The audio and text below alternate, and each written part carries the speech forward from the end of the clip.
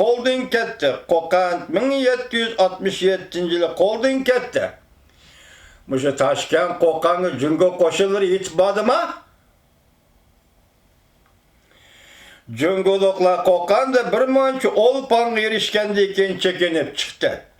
Uzoq hukm sürgan Chelling zamonasida 1795-yilgacha bo'lgan oraliqda Qo'qonliklar o'lponni o'z vaqtida topshirib turgan edi. Ammo shuningdan keyin o'lpon vaqtida topshirilmaydigan bu ikki qo'shni el o'rtasida hamisha chegara to'qinishi yuz berib turadigan bo'lib qoldi. Oxiri 1812-yil iqtidorlik bir xon Qo'qonga hukmronlik qilishga boshlagandan keyin o'lpon topshirmaydigan bo'lib oldi. Jungoliklarmi ularning o'lpon topshirmaganligiga sukut qilishga majbur bo'ldi. Lekin Jungo bilan Qo'qonning munosabatidagi o'zgarish shuning bilan tugab ketmadi. Chunki oradan bir necha yil o'tgandan keyin Jungoliklar Qo'qonga har yili bir muncha pul berish hisobiga shu chaqda Qo'qonda turayotgan xo'jalarning Jungoga qarshi birasi qasdga kirishidan saqlanishni o'zlariga foydali deb qaradi. Bu yordam pul davlatimizning puli hisobida 3500 pond sterlingga to'g'ri keladi. Onundan başqa olar Qo'qon xonning anjalliq savdogarlarning Qashqarda qilgan savdosidan boj elishga yo'l qo'ydi. Bu boj biz yuqorida tilg'ilib o'tgan oqsoqollar tarafidan elinadigan savdo beji bo'lib, Qo'qonning nomrod xollari bir turlik cho'ng kirim tabobat hisoblanadi. Lekin O'rta Osiyo musulmonlari mushundoq yo'l qo'yishlar va in'omlarga rozi bo'lmadi. Ular jungoliklarning muloyimligini ojizlik va zaiflikning ifodasi deb qaradi. Musulmonlar qayta bosh ko'tarib chiqqan mezgilda Qo'qonlik savdogarlar nihoyat muhim siyosiy arboblardan bo'lib qoldi. Qashqariyada ehtimol bo'lgan har qanday bir xo'jaga tuturuq bo'lib birgalashishlar edi. Qashqariyada ehtimoli bo'lgan har qanday bir xo'jaga tuturuq bo'lib birgalashishlar edi. Dunyoda tugumay kelayotgan usal ishlarning hammasini jungoliklarga döngib qo'yganlarmi shular edi. Qadimgi xo'jalar avlodini Qashqariyaga qaytib kelishga qutratganlarmi shular edi. Ularning nazaricha faqat xo'jalar, avlodlar aholiga eng cho'ng baxt, saodat keltiralaydi. Bu sabablar jungoliklarning tutgan o'rniga ichki tashqi jihatlardan ta'sir ko'rsatganlikdan jungoliklarning nufuzi uzoqqa qolmay texmo oshkora tahdidga uchrashga boshladi. Jungoliklarning qirg'inlarida amon qolgan birdan bir xo'ja avlodi Samsoq xo'ja texe bola chig'idila Vahan koridorining xilvat rayollariga qochib berib yo'shinib olgan edi. Keyinchi o bu yerdan yana Qo'qonga qochib berib turib qoldi va shu yerda uylendi.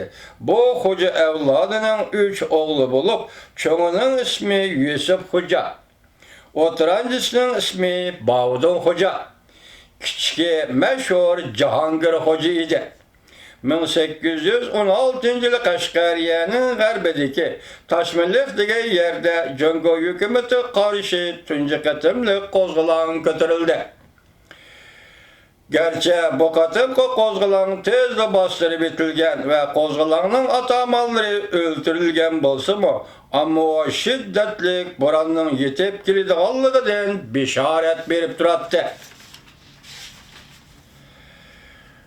1822-yili Jahongir xo'ja o'zining Qashqarga bo'lgan hukmronlik o'rnini qaytarib olish uchun cho'ng aksi Buxoroga ketgan fursatdan foydalanib qora-qirg'izlar bilan birlashdi.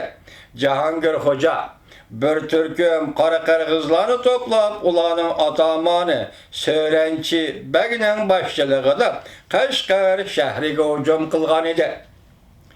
Ular shahar sirtida to'silib qilib chekinishga majbur bo'ldi. Şundan keyin Narınның yenidiki Bolor Qırgızlarga qoşulup ketdi. Bu ulus ataqlı Cungoga taba idi. Cangir Hoca Moşa Qırgızlarning yardımı bilen çigirini parakende qilib turdi. Cungo hükümeti onun zerbi bir üçün derhal kiçik bir qoşun çıkarıp Qırgızlarni Qurutqa qorğanıga kadar sürüp bardı. Amma Cungo qoşunları galbi bilen qaytıvatqan çağıda bir tar jılga içinde pistirmiga uçrayıp bütünley halak buluşqa tas kaldı. Oturasya. Bu Cungoluklarning jang meydanidagi tunji qitimliq mag'lubiyati idi.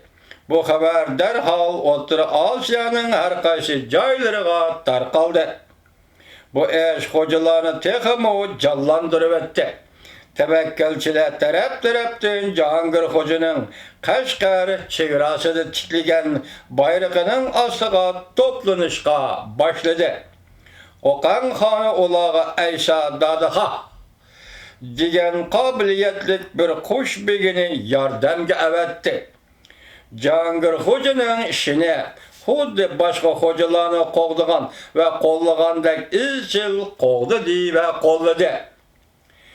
1826-yil aytiyozda Jahongir Xo'ja Qashqarga yana hujum qildi. Cungoluklar düşmanni sel çağlap, yeniklik bilen qorğandan çıkıp jang qildi. Bu çoğun jangning o'tmishinin qandaq bo'lganligi bizga noma'lum, lekin bu jang Cungoluklarning mag'lubiyati bilan oyoqlashdi. Jahongir Xo'ja Qashqar shahriga g'alaba bilan kirib kelganda, oqsoqollarning quturtishi bilan qaymoqib chiqqan xalq tarafidan qarshilandi. Jahongir Xo'ja o'zini Seyit Jahongir Sultan deb atab, Qashqariyaning hukmroni bo'lganligini jakarladi. Onun qilgan birinchi ishi Qashqarliklarning haqiqiy siyosatining eng ahamiyatli ifodasi Muhammad Seyitning nomi bilan Qashqarning musulmon xonining beshini olganligi bo'ldi. Qashqarning elinishi bütün Olsharlik oqsoqollarga uzoqdan buyon tayyorlab kelgan ishlarni darhol boshlab bitinglar degan chaqiriqning beshorati edi. Yenisar, Yerken, Xotan qatarlıq joylar darhol qo'zg'aldi. Qurollanmagan Cungoluklar ushtum tut hujumga uchrab, ko'chalarda o'ldirildi. Yot millat hukmronligining belgisi bo'lgan yangi shaharlar tuzilib bitildi. 1820-yillarda Qashqar Janub Uyg'uriston Uyg'urlarining qo'zg'oloni Manju hukmronlariga qarshi 200 yılga yaqin vaqt deyli, shu vaqtda Uyg'urlar shunday ishlarni qo'zg'olonlarni qilgan ekan. Belgisi bo'lgan yangi shaharlar tuzilib bitildi. Qashqar yangi shahri uzoqcha yolg'iz qarshilik ko'rsatib turdi. Ammo uzoq qo'rishovga bardoshlik berilmasdan oxiri Jahongir Xo'janing qo'liga tushib ketdi. Jahongir Xo'ja to'liq g'alaba qilgandan keyin hammadan avval Qo'qon bilan bo'lgan munosabatni tartibga solishga kirishdi. Bu chog'da Cungoluklarda nemishqidir hech bir shapi yo'q edi. Ular ancha oldirmay tamkin turadi. Musha to'xtaymiz, hurmatli vatandosh.